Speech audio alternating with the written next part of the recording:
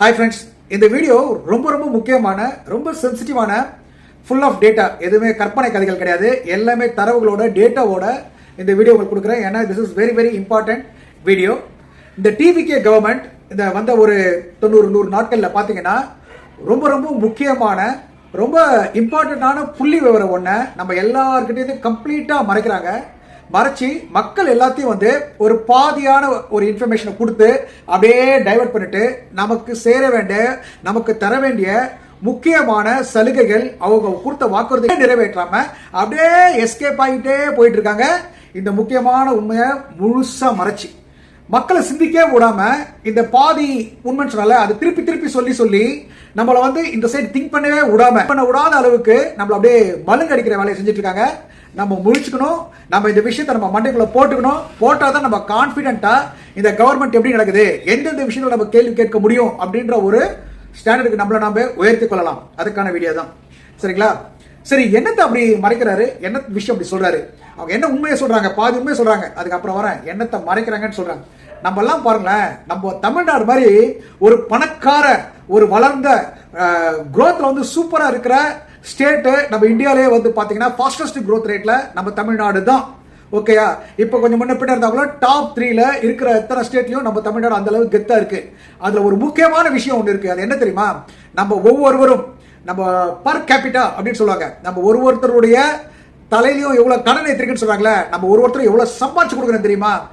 மாசம் மாசம் ஒரு தமிழ் குடிமகனும் இந்த கவர்மெண்ட் ரன் பண்ணுங்க, எங்களை சூப்பரா வச்சுங்க, எங்களை வளர்ச்சி பாதையில கொண்டு போங்க அப்படின்றதுக்காக 30,000 ரூபாய் குறைந்தபட்சம், 34,000 ரூபாய் அதிகபட்சம்.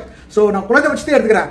30,000 ரூபாய் நம்ம வந்து மாசம் மாசம் இந்த கவர்மெண்ட்டுக்கு கொடுத்து எங்களை சூப்பரா கொண்டு போங்க அப்படின்னு சொல்றோம். ஒரு குடிமகனும். Mind it again, let me repeat, per capita income per month. நீங்க எங்க வேணா போய் பார்த்துக்கலாம், எதிர வேணா பார்த்துக்கலாம், ஏதாவது எக்கனாமிக்ஸ், ஃபினான்ஷியல் அனாலிஸ்ட் யார் வேணா வந்து கொஸ்டினும் பண்ணலாம், சேலஞ்சும் பண்ணுங்க. பர் கேபிட்டா நம்ம வந்து வருமானம், ஒருத்தருடைய வருமானம் தமிழ்நாட்டில், ஓகேங்களா, இதை வந்து எவ்வளவு வந்து நம்ம கணக்கு நம்ம கொடுக்குறோம் அப்படின்னா 30,000 ரூபாய் மாசத்துக்குங்க. அதுதான் மேட்டர், மாசத்துக்கு 30,000 ரூபாய். சரி சிவா, கடன் தரமே, இப்போ வாங்க மேட்ருக்கு. இதை அப்படியே மறைச்சிடுறாங்க. 30,000 ரூபாய் நம்ம தரன்றதை மறைச்சிட்டு கடன் பாருங்க, 1,28,000 ரூபாங்க ஒருத்தர் தலையிலுங்க, ஒருத்தர் தலைங்க பர் ஹெட் திருப்பி சொல்லிட்டு இருக்காங்க. ஆக்சுவலா நம்ம கடன் வந்து வாங்கியிருக்கோம், அது 20 வருஷத்துல கட்டுறோமோ, 30 வருஷத்துல கட்டுறோமோ, 10 வருஷத்துல கட்டுறோமோ, மாசம் மாசம் நம்ம அந்த கடனை திருப்பி தரணும். நம்ம எவ்வளவு கடன் திருப்பி தரணும் தெரியுமா? நம்ம வருமானத்துல இருந்து வெறும் 560 ரூபாய், 600 ரூபானே வச்சுக்கோங்களேன், ஏன் 1000 ரூபானே வச்சுக்கோங்க. 1000 ரூபாய் நம்ம சம்பாதித்தது 30,000 ரூபாய், அதுல 1000 ரூபாய் கடன் கொடுக்குறோம், மீதி 29,000 ரூபாய் இவங்க தான் கொடுத்து வச்சிருக்கோம். எவ்வளவு பெரிய உண்மை, எவ்வளவு பெரிய உண்மையை மறைச்சிருக்காங்க. ஸோ நம்ம மனசுல எல்லாரையும் கடன் ரொம்ப வாங்கிட்டாங்கப்பா. ஒரு சில பைத்தியக்காரங்க எக்ஸ்ட்ரீமா போய் ஒரு செக் டிராஃப்ட போட்டு இருந்தாங்க, நாங்கள் இந்த தமிழ்நாட்டு கடன் அடைங்க, என்னவோ இவங்களை வந்து இப்போ நாளைக்கே கொடுக்கலான மாதிரி. நீங்க சம்பாதிக்கிற துட்டு எவ்வளோன்னு சொல்லாம ஏமாத்திட்டு இருக்காங்க. அதை உங்களுக்கு தெரியவே இல்லையா மக்களே? நீங்க சம்பாதிக்கிறது 30,000 ரூபாய் மாசம் மாசம். நம்ம எல்லாம் எப்படி சிவா, இதெல்லாம் நம்ம கையிலேயே வரது இல்லையே. இது வந்து ஒரு கணக்கு. எப்படி 1,28,000 ரூபாய் கடன் அப்படின்னு சொல்றாங்களோ அதை நம்ம தரப்போறது இல்லையோ, அது இன்டைரக்டா தான் தருவோம். நம்ம வந்து நம்ம செலுத்துற டாக்ஸ் கீக்ஸ் அதெல்லாம் சேர்த்து மாத வருமானம் நம்ம தமிழ்நாட்டு மக்கள் கவர்மெண்ட் கொடுக்கறது 30,000 ரூபாய். அதுல 600 ரூபாய் அப்ராக்சிமேட்டா 1000 ரூபாய் வச்சுங்க, அது கடனுக்கான தொகையை கட்டுறோம். நம்ம யூஸ்வலா கடன்லாம் எடுத்து எப்படி அடைப்போம்? வீட்டு கடன் எடுக்கிறோம், 60 லட்சம் 70 லட்சம் எடுக்கிறாங்க, இல்ல 1 கோடி எடுக்கிறாங்கன்னா மாசம் மாசம் வந்து ஒரு அமௌண்ட் கட்டுவீங்க. நம்ம சம்பளம் 1 லட்சம் வாங்கினா 20,000 30,000 கட்டிட்டு இருப்பீங்க. அதே மாதிரி நம்ம கவர்மெண்ட்டுக்கும் சம்பளம் வந்து நம்மளோட இன்கம் வந்து 30,000 ரூபாய் அவருக்கு கொடுக்குறோம். அதுல ஒரு 560 ரூபாய் 600 ரூபாய் வந்து கடனுக்காக கட்டிட்டு இருக்காங்க. இப்ப சொல்லுங்க மக்களே, என்ன சொன்னாரு சிஎம் விஜய் அவர்கள்? நான் வந்து அடுத்த நிமிஷம் எல்லாரும், எல்லா மக்களும், எல்லா பெண்களும் எந்த பஸ்ல, ஆண்களும் கூட தான், எந்த பஸ்ல வேணா எங்க வேணா ஃப்ரீயா போகலாம். கொடுக்க வேண்டியது தானங்க, ஏங்க கொடுக்கல? ஏன் இப்படி இது பண்ணிட்டு இருக்காரு கேட்டா, முதல்ல எடுத்தோன்னே கஜானா காலி. இதைத்தானங்க முதல்ல கட்டிட்டு இருந்தாங்க. முதல்ல வந்து 550 ரூபாய் கட்டிருந்தா, இந்த மாதிரி 600 ரூபாய் கட்ட போறீங்க, அவ்வளவு 50 ரூபாய் கூட ஏற்ற போகுது.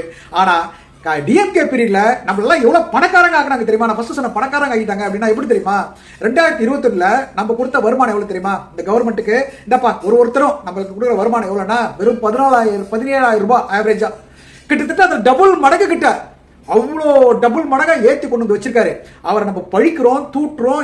இது வரைக்கும் இந்தியாவில், சாரி நம்ம தமிழ்நாட்டில் 5 வருஷம் யார் ஆட்சி செஞ்சிருந்தாலும் அதெல்லாம் விட்டுட்டு இந்த டிஎம்கே பீரியட் இந்த லாஸ்ட் 5 இயர்ஸ் தான் வளர்ச்சிக்கான ஒரு பெஞ்ச் மார்க் அப்படி கிரியேட் பண்ணிட்டாங்க. அப்படியே 17,000 ரூபாய் இருந்தது அப்படியே தூக்கி 30,000 ரூபாய்க்கு மேல கொண்டு போனாங்க பாருங்க. ஒருத்தருடைய வருமானமும் நம்மளே கூட ஒரு ஆபீஸ்ல ஒர்க் பண்ணியிருந்தா கூட சம்பளம் ஒரு 20,000 ரூபாய் அப்படியே 40,000 ரூபாய் இருக்காதுங்க 5 வருஷத்துக்கு. சீரியஸாங்க.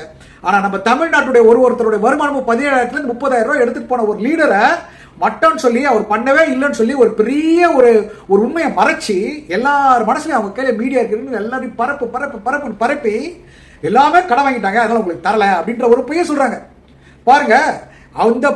அந்த சூழ்நிலையிலும் ரொம்ப கஷ்டப்பட்ட அந்த சூழ்நிலை 2021 இவங்க வந்தாங்க பாத்தீங்களா எம் கே ஸ்டாலின் அசால்ட்டா உழவர்களுக்கு விவசாயிகளுக்கு 12,000 கோடி ரூபாய் தள்ளுபடி பண்ணாரு அவங்க கடனை. 12,000 ரூபாய் அப்ராக்சிமேட்லி, நான் சொல்றது எல்லாமே அப்ராக்சிமேட் நம்பர்ஸ். ஆனா நம்ம சிஎம் விஜய் அவர்கள் ஏங்க ஒட்டுமொத்த கடனையும் அந்த 12,000 ரூபாய் கம்மி ஃபுல் கிடையாது, ஒரு பார்ஷியல் தான், ஒட்டுமொத்த கடனையும் நான் உங்களை தள்ளுபடி பண்றேங்க அப்படின்னு சொன்னார்ல விஜய் அவர்கள். இப்ப என்னங்க பண்ணாரு, வெறும் 2048 கோடி ரூபாய் தான், வெறும் 2000. எங்க 12,000 அதுக்கு அவர் சொல்ற ரீசன் கஜானா காலி. எங்கப்பா காலி? மாசம் வந்துட்டே இருக்கேன், நாங்க கொடுத்துக்கிட்டே இருக்கமே. மக்கள் மனசுல ஒரு படிப்பறிவு இல்லாம நம்ம மாயில இருக்கவங்க எல்லார் மனசுலயும் பணமே இல்லைங்க, நாங்க அப்படியே கஷ்டப்படுறோம், பிடிச்சி இழுக்கிறோம் அப்படின்றதெல்லாம் எல்லாம் வாயில வரதை சொல்லிட்டு மக்கள் மனசுல ஒரு ஃபியர். இதுதான் நான் சொல்றேன், நம்மள இரண்டாம் ஸ்டெப் மதர் ஆட்டிடியூட் சொல்லுவாங்க. அதாவது சித்தி போல ஆக்ட் பண்றது. நம்ம கிட்ட ஏதாவது வேணும்னா பாருங்க ரொம்ப கடனுங்க, ரொம்ப கஷ்டங்க, ரொம்ப பணம் எல்லாம் வழிச்சு நக்கிட்டு போயிட்டானுங்க, எல்லாம் பண்ணிட்டானுங்க, நம்ம கிட்ட பணமே இல்லைங்க, கஷ்டப்படுது கவர்மெண்ட் அப்படி ஒரு சொல்றது. ஆனா அங்க அவங்க செலவுக்கு அசால்ட்டா பண்றது. இப்போ யார் கேட்டா சிஎம் அங்க எவ்வளவு சூப்பரான இடத்துல உட்கார்ந்துட்டு இருக்காரு, அவர் ரூம் எல்லாம் காட்டுறாங்களா எவ்வளவு பந்தாவா இருக்கு, எவ்வளவு போட்டோ எடுக்கிறாங்க. அவருக்கு அந்த ரூம் எனக்கு இன்னும் கொஞ்சம் அப்படியே வேணுமா, எப்படியே வேணுமா, அப்படியே ஒரு 11th ஃப்ளோர்ல உட்காந்து 10th ஃப்ளோர்ல உட்காந்து அப்படியே சி வியூல பார்த்து எல்லாம் மாத்தணும். அதுக்கு எவ்வளவு ரூபாய்? 11 கோடி ரூபாய் பட்ஜெட் போட்டிருக்காங்க. அவரு வீட்டு அப்பா வீட்டு சொத்தா இல்ல அவரு நடிச்சு வீட்டுல வச்சிருக்காரு, நான் எல்லாத்தையும் விட்டு வந்திருக்கேன் அதை எடுத்து கட்டுற சொத்தாங்க கிடையாதுங்க. யார் வீட்டு சொத்து? நம்ம மாசம் நம்ம உழைச்சி நம்ம டாக்ஸ் கட்டி கொடுக்கிற பணத்தை எடுத்து தங்கச்சி அம்மா அக்கா உங்களுக்கு தரேன்னு சொல்லிட்டு தராம அவரு கட்டுறாருங்க. இதை நீங்க கேள்வி கேட்கணுமா கேட்க கூடாதா சொல்லுங்க. சோ விவசாயிக்கு பணத்தை கட் பண்றது, இவருக்கு சொகுசா இருக்கணுன்றதுக்காக காசை செலவு பண்றது, இவங்க அமைச்சர்லாம் போயிட்டு இன்ஸ்பெக்ஷன் அது இது ஷோ காட்டிட்டு இருக்கிறதுக்கு, அப்புறம் அசம்பிளில உட்காந்து இவங்களை புகழாரம் பண்றதுக்கு யார் பணத்தை என்ன பண்ணிட்டு இருக்கிறீங்க? மக்களை இது பெரிய டைவர்ஷனுங்க. மக்களை கம்ப்ளீட்டா ஏமாத்தி 30,000 ரூபாய் வாங்குறாங்க. 1000 ரூபாய் நீங்க கடனை கட்டா கூட மீதி 29,000 ரூபாய் என்ன பண்றீங்க கணக்கு சொல்லுங்க அப்படின்னு ஒருத்தர் கேட்கணும். அந்த சிச்சுவேஷனுக்கு வரணும். அதை வச்சுதான் பஸ் ஃப்ரீயா கொடுக்குறாங்க, அதை வச்சுதான் காலை உணவு திட்டம், அதை வச்சுதான் மதிய உணவு திட்டம், இதெல்லாம் போகுது. சோ எப்படி இருக்காங்க பாருங்க. நம்மள ஒரு கடங்காரன், நம்ம ரொம்ப கஷ்டப்பட்டு இருக்கோம், நம்ம நாடு உருப்படாம இருக்கு, கேடுகிட்டு போயிருக்கு அப்படின்னு சொல்லி இவங்க பண்ற அத்தனை விஷயத்தையும் அப்படியே மறைச்சி நமக்கு தர வேண்டிய அத்தனை விஷயத்தையும் தராம டிலே பண்ணிக்கிட்டு இருக்காங்க. மக்களே முழிச்சுக்குங்க, இல்ல ஒண்ணு சொல்றதுக்கு இல்ல.